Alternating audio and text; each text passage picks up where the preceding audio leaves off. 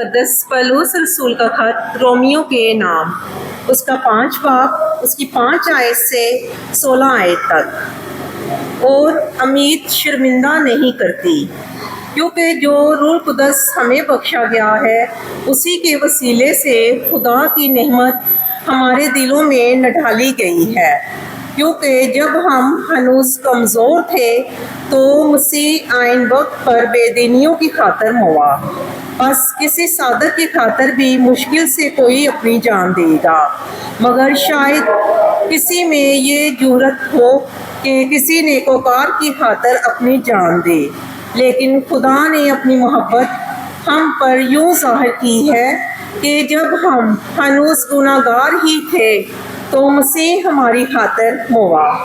बस जब हम उसके खून के बायस सादक ठहरे तो अब कितना ज़्यादा उसी के वसीले से गज़ब से बचे रहेंगे। क्योंकि जब दुश्मन होने के बावजूद खुदा से उसके बेटे की मौत के सबब से मिल गए तो मिलने के बाद उसकी हयात के सबब से कितना ही ज़्यादा बच जाएंगे। और सिर्फ यही नहीं बल्कि अपने खुदावंद यीशु मसीह के वसीला से, जिसके सबब से अब हम मिल गए हैं और खुदा पर फख्र भी करते हैं।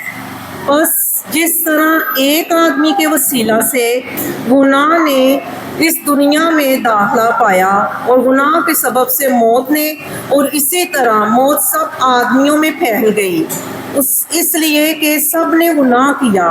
क्योंकि शरीयत के ज़ाहिर होने तक दुनिया में गुनाह तो था, मगर जहाँ शरीयत नहीं वहाँ गुनाह मसलूब नहीं होता।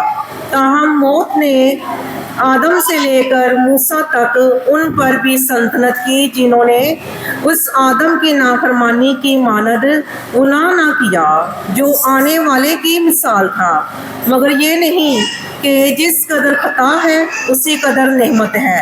क्योंकि जब हम एक ही की खता के सबब से बथेरे मर गए तो एक ही आदमी यानी यीशु मसीह के वसीला से खुदा का फजल और फजल से नेमत बथेरों पर कितनी ज़्यादा बढ़ कर हुई है। और जैसा एक गुनाह करने का अंजाम हुआ, नेमत का वैसा ही हाल नहीं। क्योंकि अकेले के गुनाह के सबब से अज़ाब का फतवा हुआ, मगर सादक ठहरने के लिए खताओं की कसरत फजल का बाइस हुई। पाक कलाम के पढ़े और सुनने पर खुदावंद की बरकत हो।